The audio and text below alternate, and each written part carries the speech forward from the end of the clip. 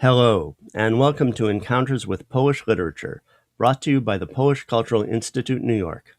I'm David Goldfarb, and I'll be your host.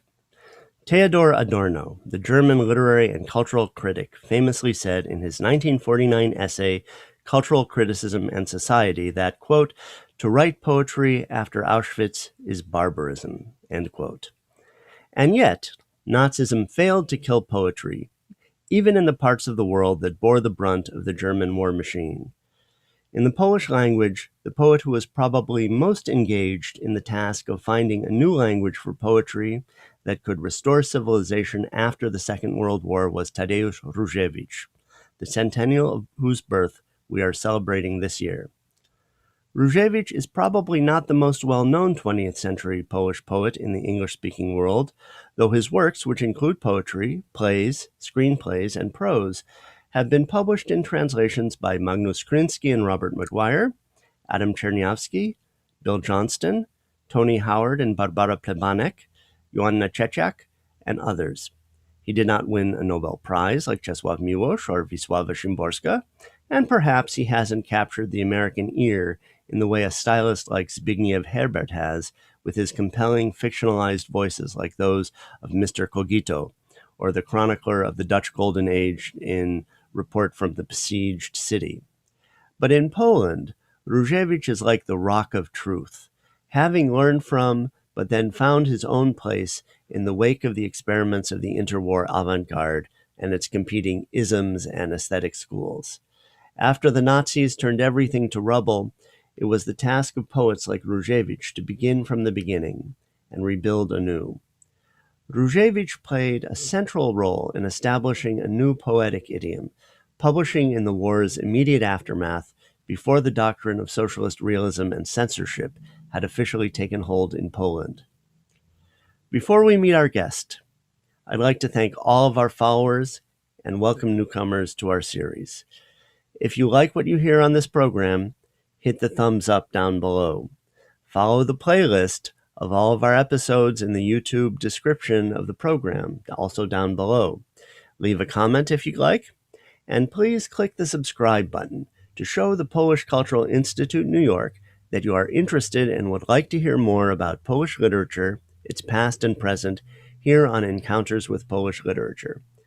Today, I am honored to present translator and scholar Professor Joanna Trzeciak-Huss.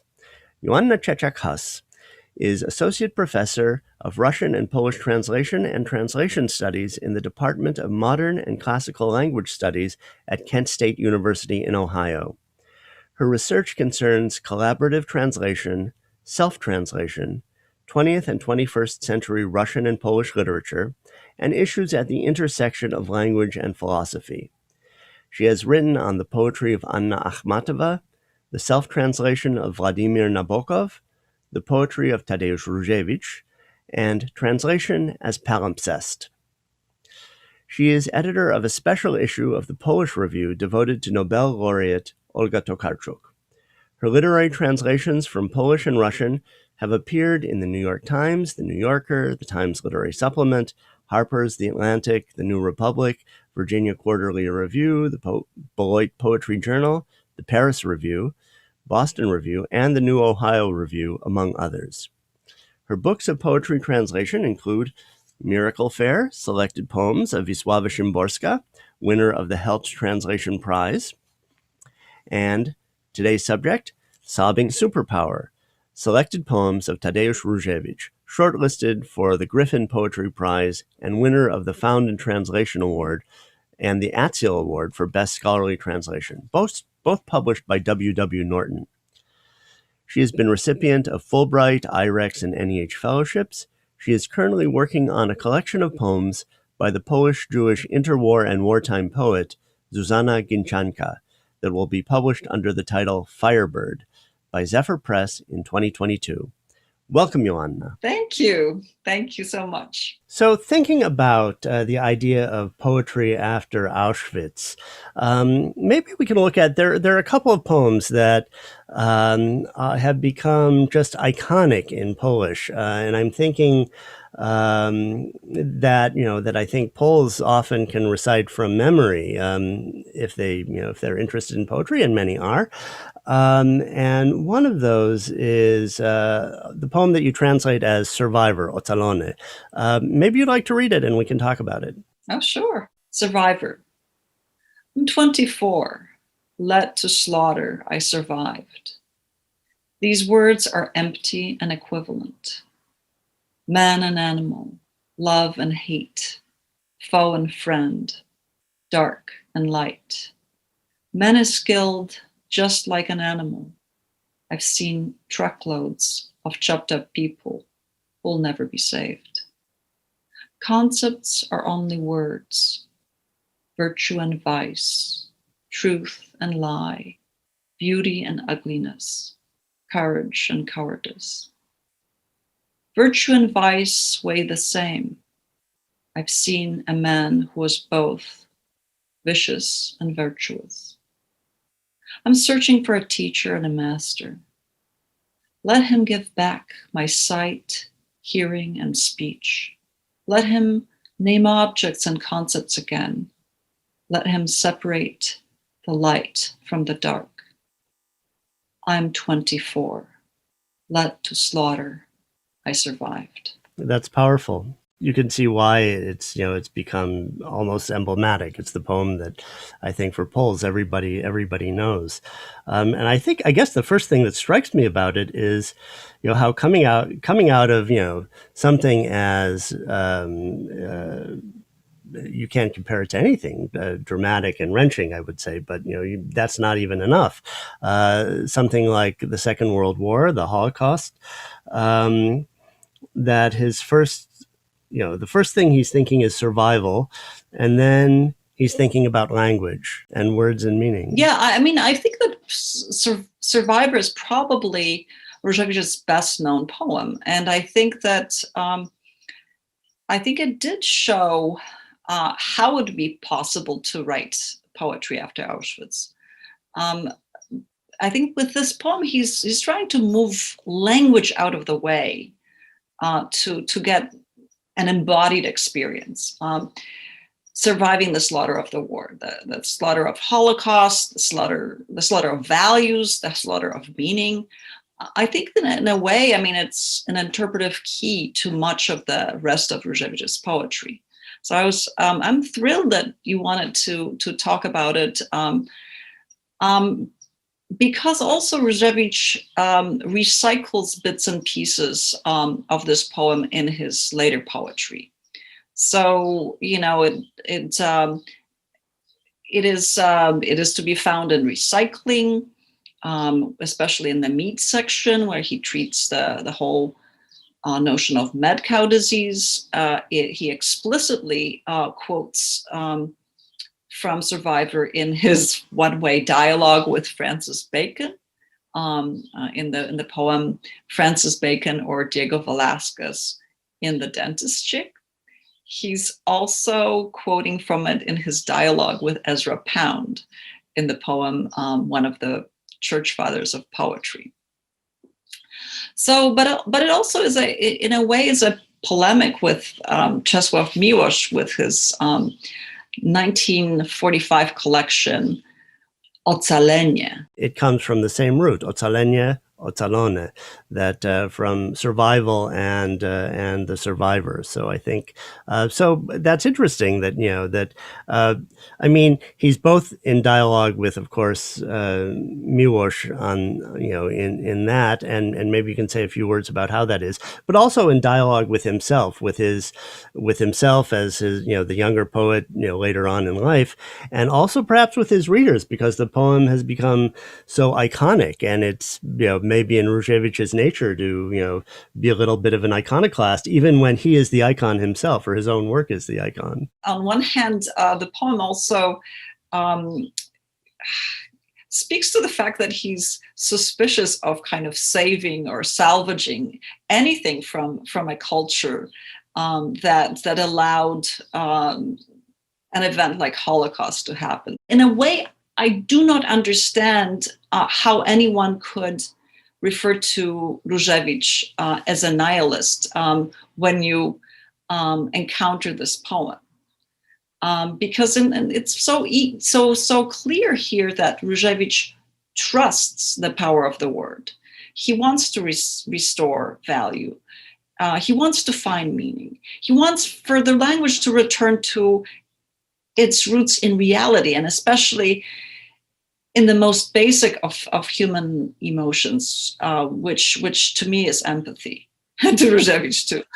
So I think that, you know, this is a poem that that I think is against false and superficial values and against artifice, but it's a poem that shows a way for poetry to kind of shove these things aside. You know, it represents the essence of Różewicz's lean poetry and his minimalism. So when you keep things simple, you have less of an opportunity to go astray. It is much harder to obfuscate, and it is much harder to lie when you speak a language that is simple. So, and I also think that this is a poem where Różewicz represents Shoah. You mentioned that this is an iconic poem that readers in Poland are extremely familiar with the poem, but it's a poem that is you know, maybe throughout the history of Polish literature, maybe until the 90s, the poem was always subsumed under the heading of experience of war. Its image of the chopped up bodies is decidedly not identity neutral. Nor is the phrase that it's the phrase that he uses, "Led to slaughter, I survived." So this is I wanted to just point out that Różewicz has created the most extensive corpus of poems about Shoah, about the Shoah in Polish literature. There is a poem called Lament in Polish, Pigtail, Warkoczyk, Rzeź chłopców, the slaughter of boys, Haskiel, Róża, Old Jewish Cemetery at Lesko. In Polish, it's called Stary Kirkut w Lesku. And his later poems, the poems such as Professor's Knife, Recycling, and the early poems such as The Living Were Dying. So these poems were kind of really should be thought through as a part of a corpus of poems in which Różewicz addresses the topic of Shoah. He comes back in 1955 in his poem "In the Middle of Life" to that image that you mentioned of, Adam in the Garden of Eden, naming things by their names. And maybe we can talk a bit about that one. I don't know if maybe it's a little too long to read in its entirety, but if you want to read some of your translation, or that might help focus our discussion on this connection between going from the Shoah to this, how his poetic process develops out of that, I think. In the middle of life, after the end of the world, after my death, I found myself in the middle of life, creating myself, building a life, people, animals, landscapes. This is a table, I kept saying. This is a table. On the table are bread, knife. The knife is used for cutting bread. People feed on bread. Men should be loved. I learned by night, by day. What should one love? I answered, men. This is a window, I kept saying. This is a window. Beyond the window is a garden. In the garden, I see an apple tree. The apple tree blossoms. The blossoms fall off. Fruit forms, ripens. My father picks an apple. The man picking an apple is my father. I was sitting on the front steps of the house. That old woman pulling a goat on a rope is more needed, is worth more than the 7 wonders of the world. Anyone who thinks or feels she isn't needed is guilty of genocide. This is a man. This is a tree. This is bread. People eat to live. I kept repeating to myself. Human life is important. Human life has great importance. The value of life exceeds the value of every object man has made. Man is a great treasure, I kept repeating stubbornly. This is water, I kept saying, stroking the waves with my hand. Talking to the river. Water, I said, kind water. This is I. The man talked to the water, talked to the moon, to the flowers, to the rain. He talked to the earth, to the birds, to the sky. The sky was silent. The earth was silent. If he heard a voice flowing from the earth, the water, and the sky, it was the voice of another man. Wow. Yeah. Another powerful poem. Another iconic canonical poem. Something that I'm thinking of, because our last episode was on Bruno Schulz, is how in Schulz, he's always talking about his poetics comes out of the idea that the poet is reaching into fragments of language to find an older language, to find an origin somewhere. And here in Różewicz, it's as if he seems to be suggesting that the poet has to make a new origin. I mean, that after the catastrophe, almost anything from some other origin or some collective unconscious or wherever it may have come from is potentially contaminated, and maybe we need to start afresh. I mean, how do you see that? You have to rethink everything, because the knife that was used for killing now is you have to remind yourself that it is actually for cutting bread, not stabbing somebody, not cutting, not chopping up bodies. Yes, exactly. And it's the fact that we should love one another. That is something that we kind of have to memorize. We have to relearn it. We have to repeat to ourselves day and night, because we forgot that lesson. And I think that it's a poem that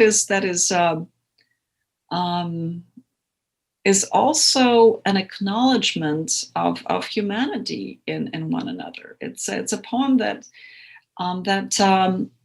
is a way to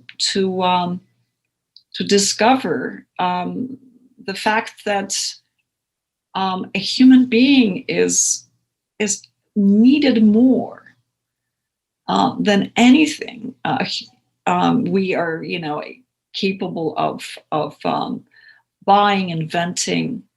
That's that iconic image of that old woman pulling a goat on a rope. That is a reminder of the value of human life.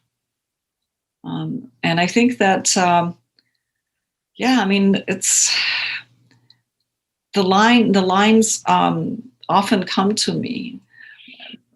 I was sitting on the front steps of the house. That old woman pulling a goat on a rope is needed more, is worth more than the 7 wonders of the world.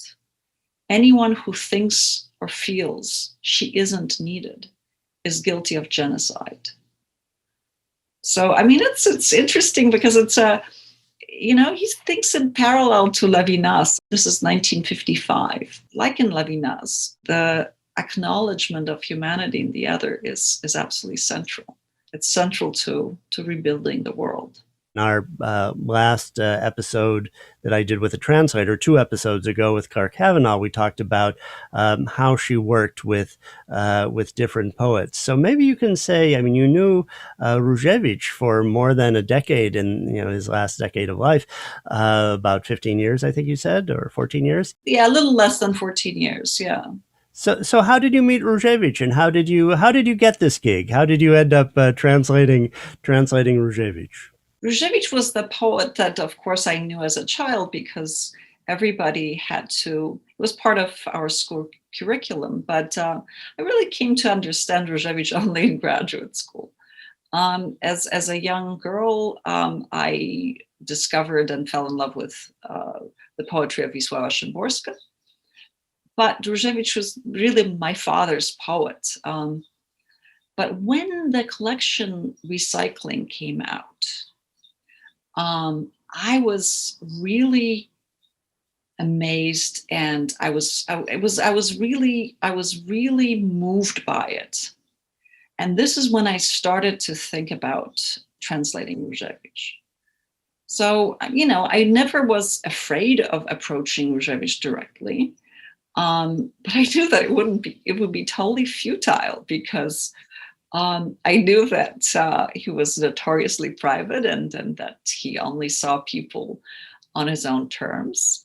So when I was visiting Wrocław, I think it was probably the summer of 2000, I expressed the desire to meet Różewicz. And I asked for a map of his daily walk. And I set out to Park Południowy and came face to face with him on that walk. So walked up to him, I announced myself, and I announced that he had been captured. And he led me to a nearby bench, and there was an immediate connection, and it was very easy to fall into conversation. So none of the conversation was about poetry. I think it was about art because I just discovered the art museum in Wrocław, and we were just sitting at the bench. He grabbed my wrist. I started, and he started reading my pulse.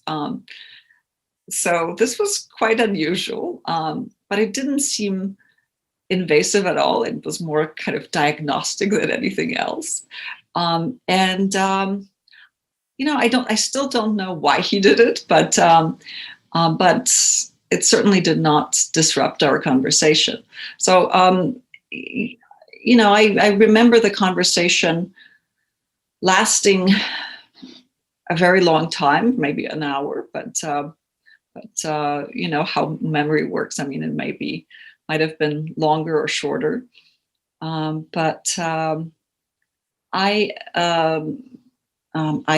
basically started to call him.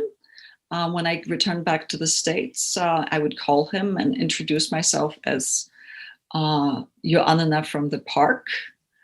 And we would sort of leap naturally into a conversation.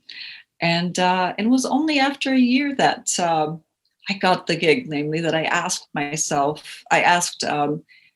him to agree for me to translate his poems. So, and at that point, it was really natural. So one thing that Claire Cavanaugh talked about in her work as a translator was and that I've talked about with other translators like Bill Johnston, is how involved when working with a living writer was Różewicz. I mean, she said that in the case of Zagajewski, I mean, he was revising as she was translating, and sometimes she had to adjust and make sure that she'd seen the final version of the poem before her version went into print. Whereas where Szymborska was very closed about that and only wanted to present what she saw as finished work and not to have any work in progress. I think of Różewicz as a poet who's always revising his work, who was always revising his work, and even if you had the final version of one era, you might not.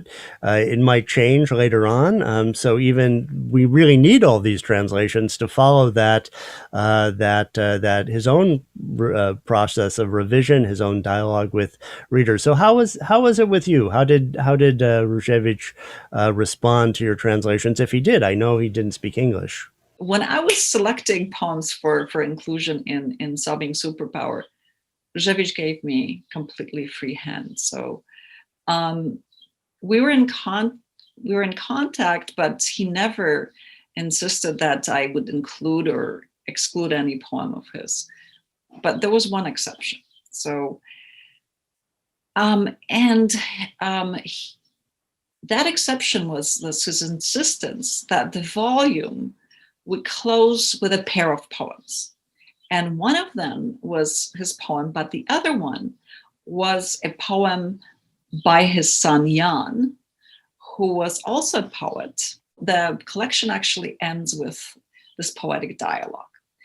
So the first poem is the poem by Jan Różewicz. It's an untitled poem. You seem to come at times. That's the beginning, the first line.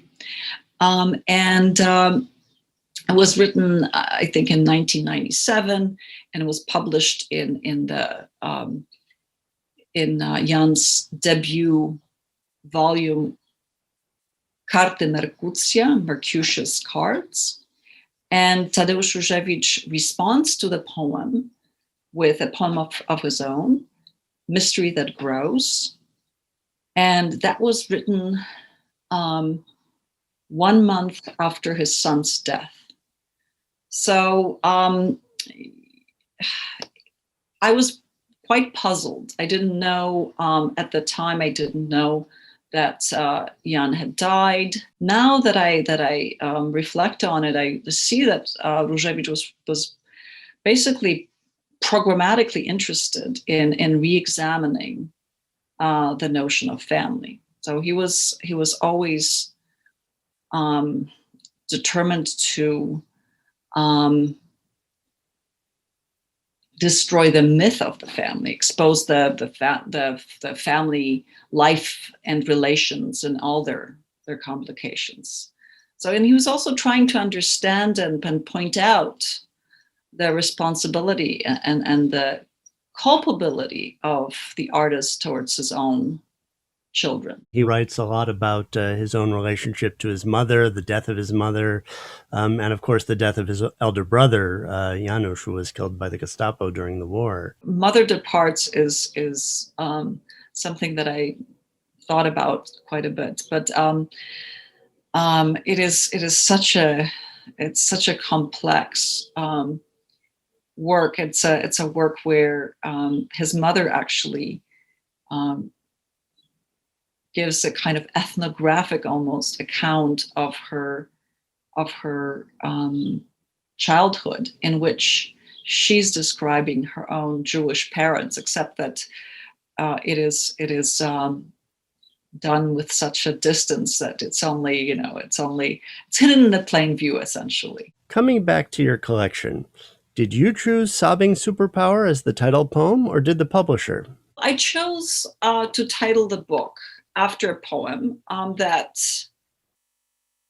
wasn't addressed to America, that it's kind of a mirror that Różewicz holds up to American democracy. But it's also a mirror that Różewicz holds to us as a nation of overconsumers. So, it is a burlesque. It is a burlesque. It is a equal opportunity burlesque. We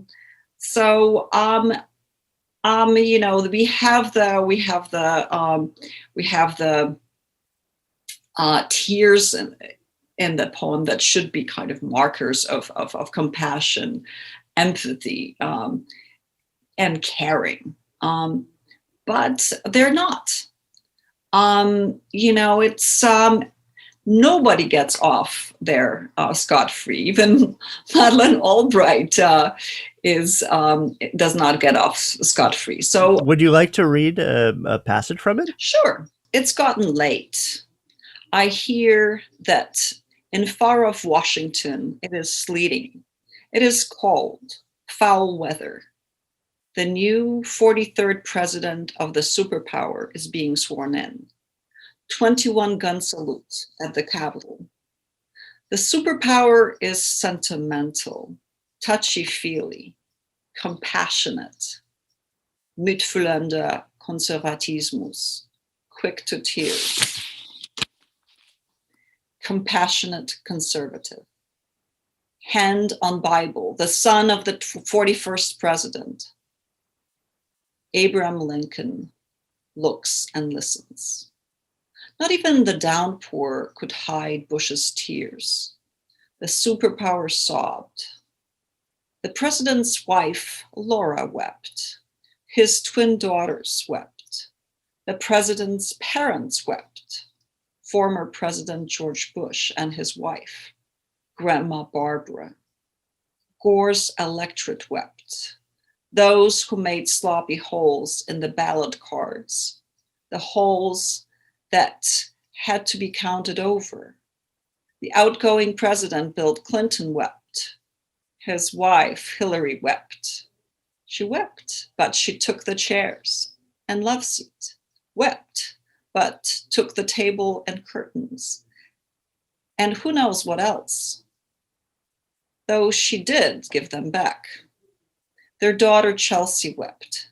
Madeleine, in a miniskirt, a rose at her bosom, kept drying her eyes. The real sort of attraction is in the event is the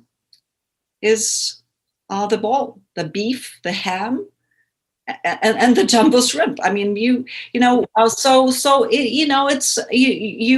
asked about why would Różewicz write this poem? Well, the poem contains a kind of a cultural critique of materialism, of mass consumerism, and of human chauvinism. And these are things that Różewicz has been addressing since the 1950s, and the particulars here are American.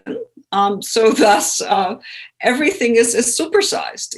Here we have the 6,600 pounds of beef. We have the 5,500 pounds of ham. We have 60,000 jumbo shrimp. He comes to it from Norvid's poem to John Brown, written in 1859, which I thought was interesting, that he finds he just starts there. That's the opening epigraph before he gets to the 60,000 jumbo shrimp.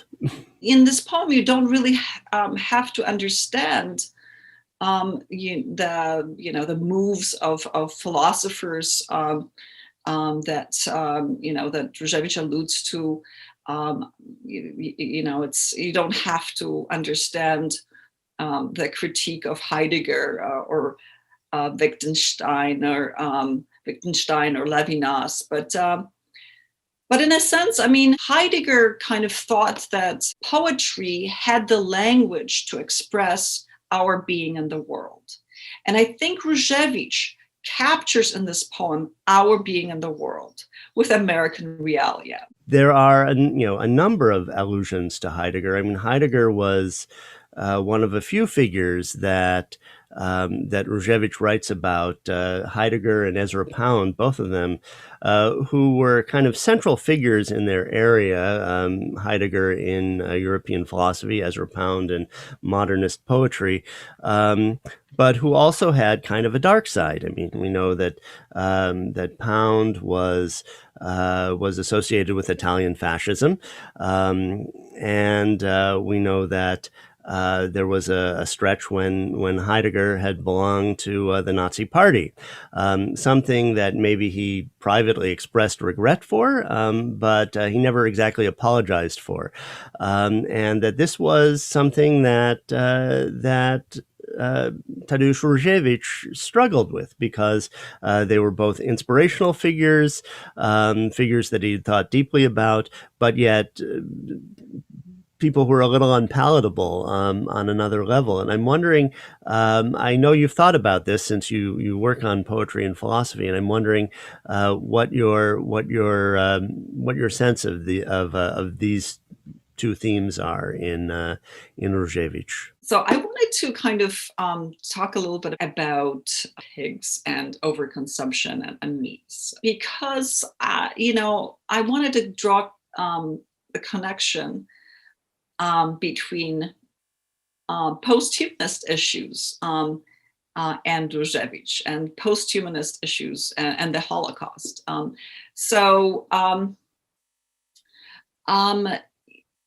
This is really quite present in the poem, in the number of his poems, but especially Pig Roast. Pig Roast. For Jerzy Nowosielski was an artist. A memento of our conversations about the killing of animals. Remember that if the devil wants to kick somebody, he won't do it with his horse's hoof, but with a human foot. In a Swiss daily, I read an article titled Arme Schweine, Poor Pigs, how these innocent creatures must suffer anticipating death, yet aren't our Polish pigs as sensitive as their Swiss sisters? En route to the slaughterhouse, they often die of heart attacks. In our country, the pig roast is linked with birth and death, with christenings, funerals, and even First Communion. In Politics, I read an article about transplanting a pig's heart into a young man. Of all things, why did you settle on a pig's heart? Asked the journalist. Based on size considerations, replies Professor Zbigniew Religa from the Silesian School of Medicine. These were young individuals weighing from 180 to 220 pounds, such that their hearts would be of human size. And the Church condones all transplants except for brains and reproductive organs. Long live the pig, friend of man. I sound this cheer from the depths of my human heart. Long live all pigs, eaten by humanity since the dawn of creation. How many pigs' hearts, kidneys, how many pigs' feet will be transplanted by the end of the century? I ask as a moralist, can we find even one man who would give his heart, brain, or kidney to an ailing pig? When will humanity mature into such love that we could say, my sister sow? When will we build in Geneva or New York, in front of the headquarters of the United Nations, a monument to a pig with her young? The competition for such a monument, I hereby declare open. That's a great poem. I have read that. Interesting that you bring it up now in connection to Pound. And in connection to Heidegger. And Heidegger. It is actually a polemic with Heidegger.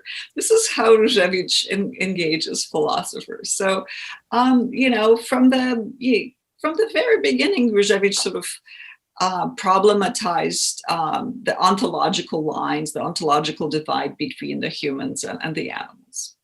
So, and this is a poem from, I think, 1991 collection, Płaskorzeźba, bas relief. And it kind of asks rhetorically this question: can we find even one man who will give his heart, brain, or kidney to an ailing pig? So, in asking this question, Różewicz makes the pig the moral standard bearer. And it is a kind of an instrument of a grotesque investigation of common morality. So it's an unpretentious, funny, and wise poem. But in a way, it is belying the Heideggerian notion that it is only humans who experience being towards death. So, because if pigs die of heart attack, anticipating slaughter, then, says Różewicz, somebody should have told Heidegger to open the gate and lead, and to open the gate and to let the pigs into the human pen. So I think in this poem, Różewicz takes on Heidegger and lets the pigs into the human hand. He's probably the only poet that I know that asks for a monument to be built to them. So these are, yes, Różewicz has these poems in which he formally addresses Heidegger, but I wanted to kind of show how Heidegger is really present in other poems that do not look at all like they have anything to do with philosophy. When you kind of dig beneath the surface of Różewicz's poetry, you find these kind of rhizomatic connections. You find that all of his poems are connected, like roots of trees are connected in the forest soil. You have you have these themes returning. You have poems being recycled. I mean, they become when you come out to see them as deeply interconnected. Well, let's just start with Pound. Różewicz has several dialogues with Pound. There are four poems, and it's the dialogue was a kind of ongoing until Różewicz's death. So one of the church fathers of poetry, Ezra Pound, one of the church fathers of poetry, hated gold, bankers, the stock market, usury, and he was dead right. But when I think of him, I'm torn. This blinded Tiresias saw clearly. He was punished because he saw the naked truth, the living God of the capitalist world, the golden calf, fed cannon fodder, smeared with blood of the best young chosen sons. The themes that are present in Różewicz's masterpiece, Gold, from the collection Recycling, also appear here. He was the first to give a kick in the ass to capitalist Goldscheißer, the giant ass sitting on 5 continents, shitting gold and crude oil into the pure waters of oceans, into the ether, where the word once dwelt, and from which the gods have evaporated. He kind of struggled to reconcile his attraction to Pound the poet. He loved Pound as an astute critic of capitalism, astute critic of monetary policy, of the weapons industry.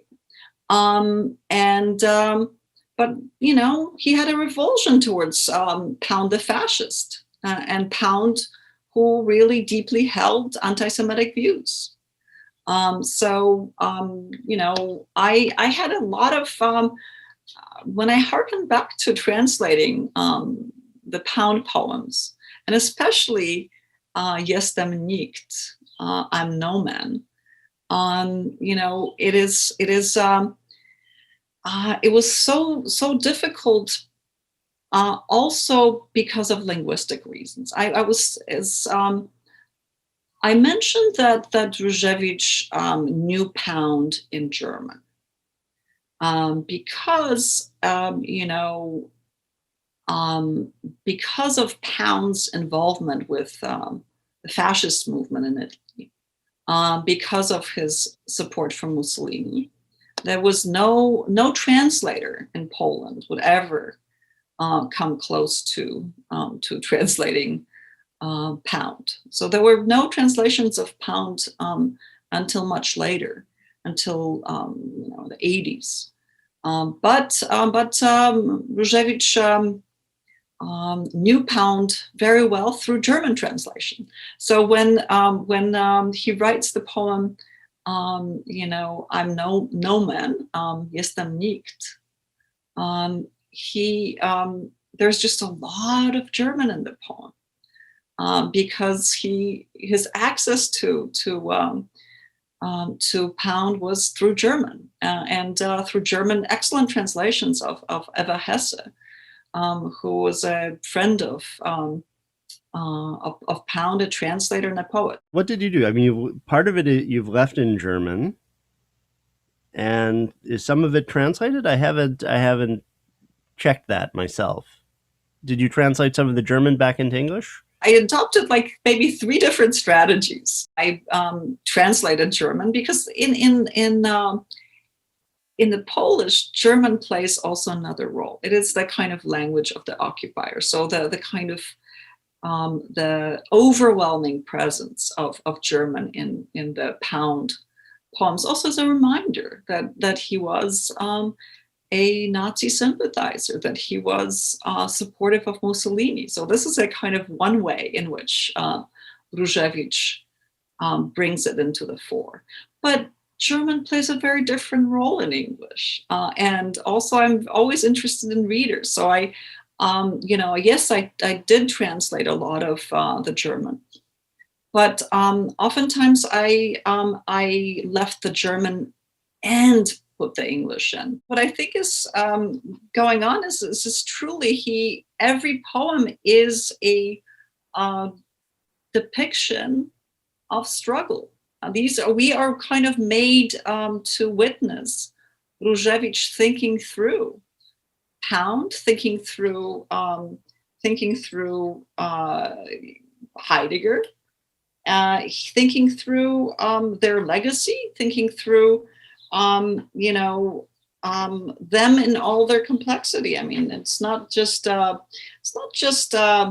they were, that Pound was a great poet. He also was a great thinker about certain issues, and the same goes for Heidegger. Heidegger on technology, Heidegger on being in the world is absolutely great. The problem is that when Heidegger starts slipping from agricultural production to production of corpses, even after the war, even in his Bremen lectures, you have a lecture that he gives in 1951, and he's still clueless, still sort of not aware, still doesn't have the compassion. So what we are witnessing, I think, with these long poems, with these long cycles, is Różewicz's struggle. How do I reconcile? What do I do? And we're pulled into it. We have to we have to make the decision on our own. It's not Różewicz never makes that for us. I mean, he tells us that Pound was at times a poet of genius, but he also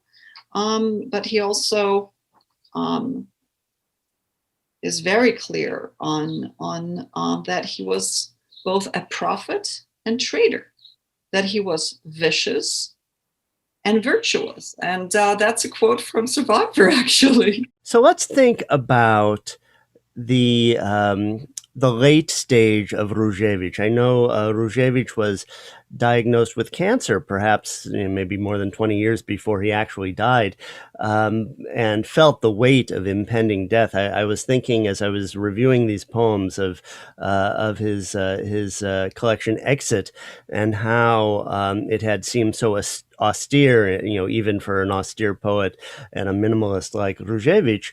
And then but that was only 2004, and he had 10 more years left. And then in his later collections, it seems like, he was back to his own ironic self, and he had, as if he had scored some bonus years after he thought there were none left. And maybe we can think about, we talked about before our recording session, maybe looking at his poem Poet Emeritus, where he talks about being a late stage poet. Poet Emeritus, for Czesław Miłosz.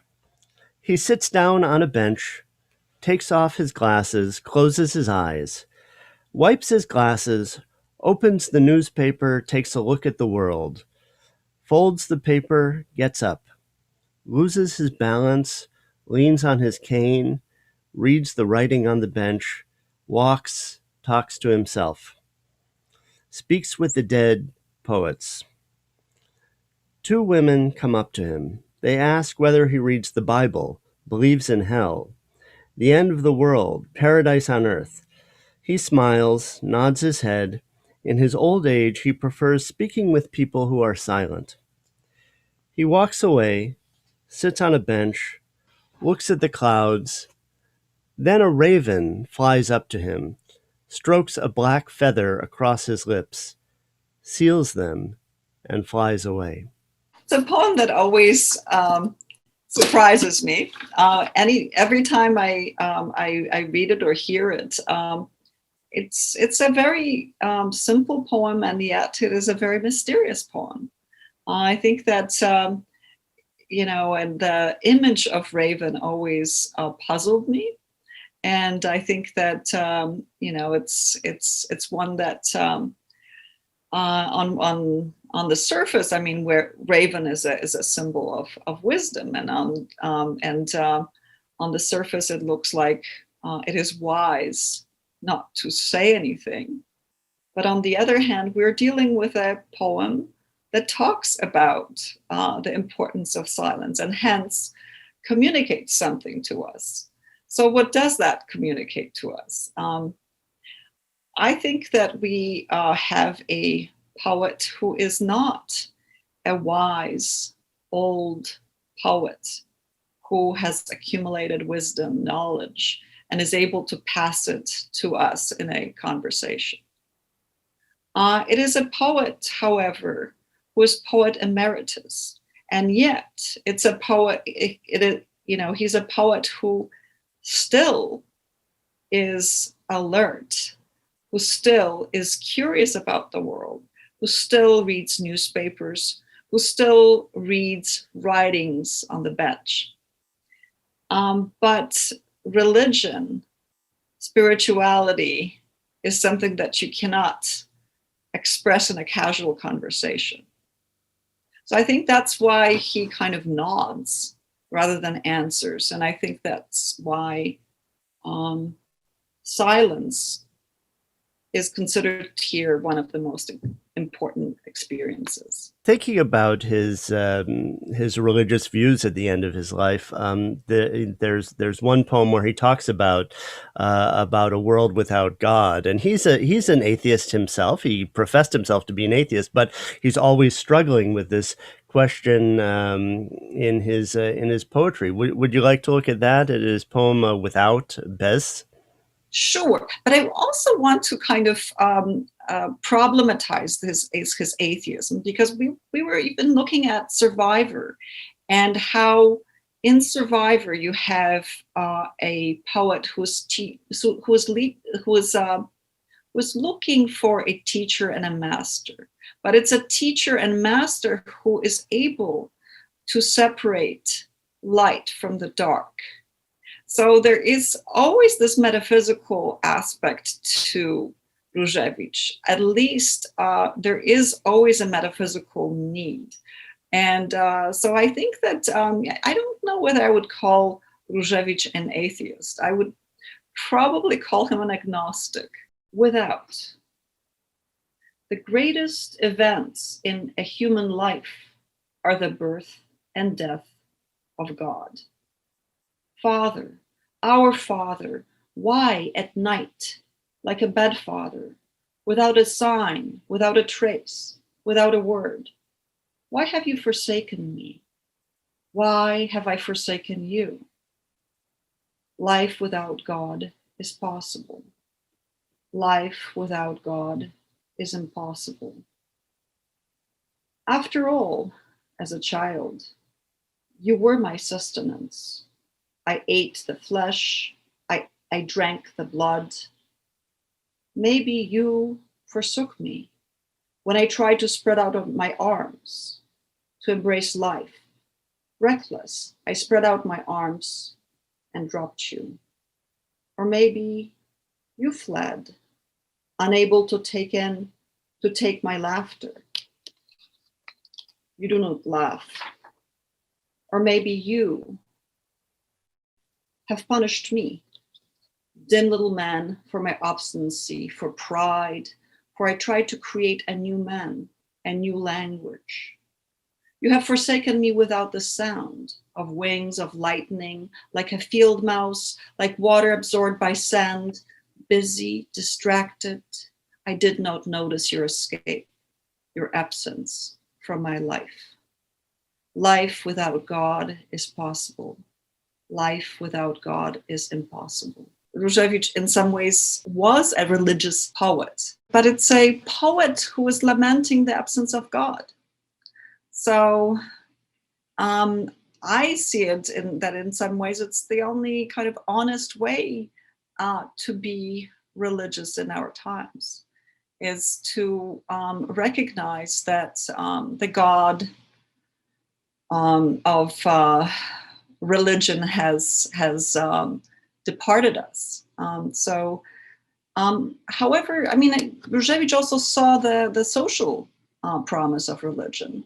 So this is a paradox, I think, that is present in Without. You attended his two funerals. What do you recall from them? They were very different, and yet, as with everything in Różewicz, there was a common thread. So the first funeral was in Wrocław. It was the official funeral. It was the funeral that was attended by the city officials, by friends that were local writers, and by writers who came from Kraków and Warsaw. The second funeral was much more private. It was out of the way in a really magnificent place in the Sudety Mountains in Karpacz. And it was at the historic Long Church.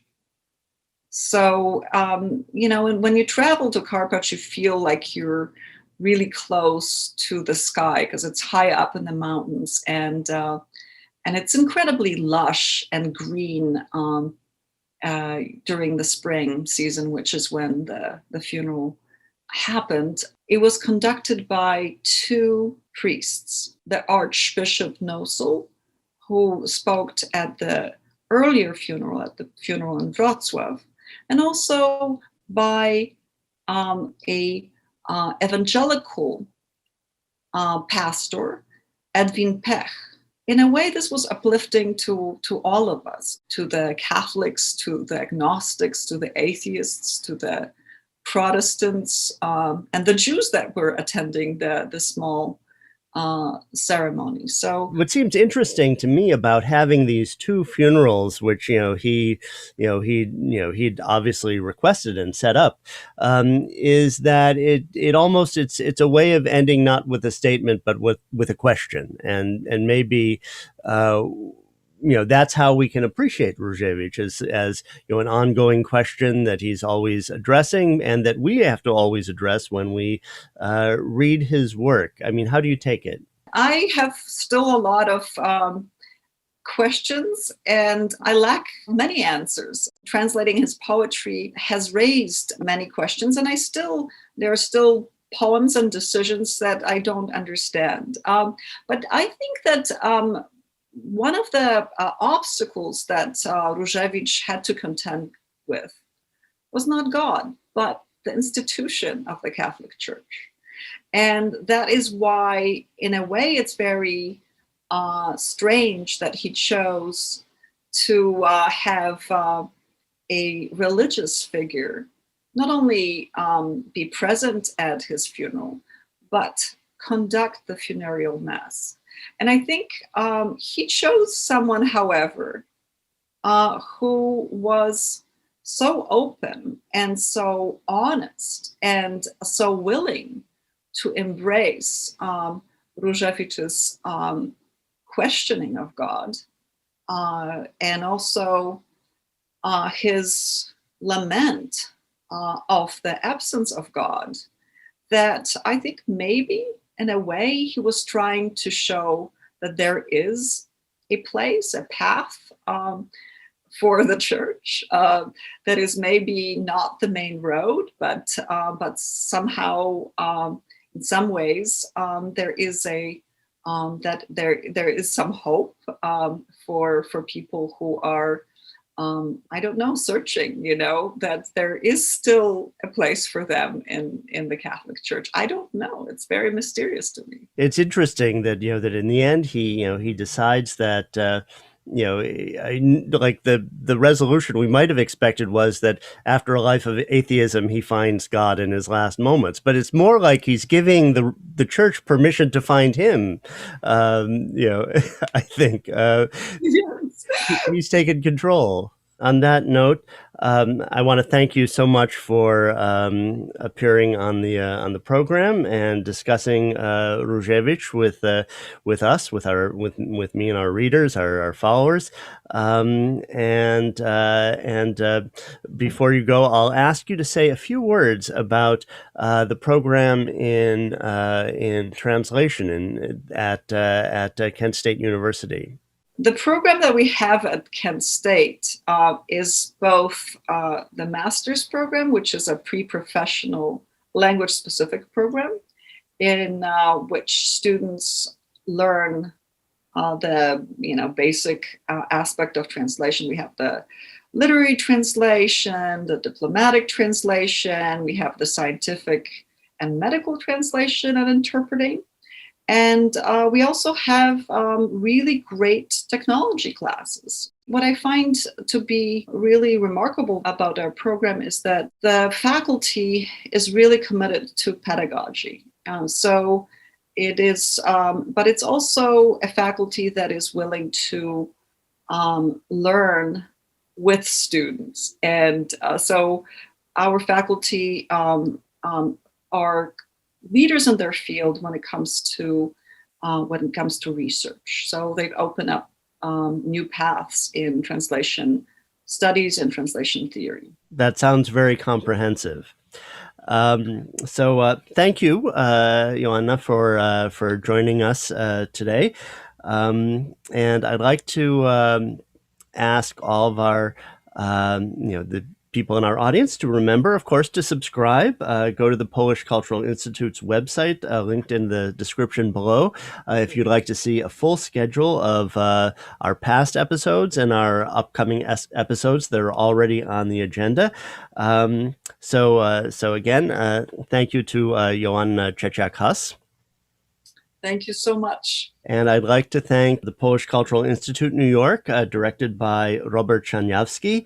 I'd like to thank Bartek Remisko, the head of Humanities and Literature Programming at the Polish Cultural Institute New York, for suggesting this series and for acting as our executive producer. My fellow co-producer, Natalia Iudin, who handles all the video editing, the technical and aesthetic aspects of this production. Claudia Ofwon Joanna Draber, Head of Communications at the Polish Cultural Institute in New York, who keeps us all informed about all the events organized by the Polish Cultural Institute in New York. And I'd like to thank you, our listeners, for listening and reading along with us. Let's meet again in a month when we'll be talking about the psychological modernist novels of Zofia Naukowska, together with her prolific translator, Ursula Phillips. Until then,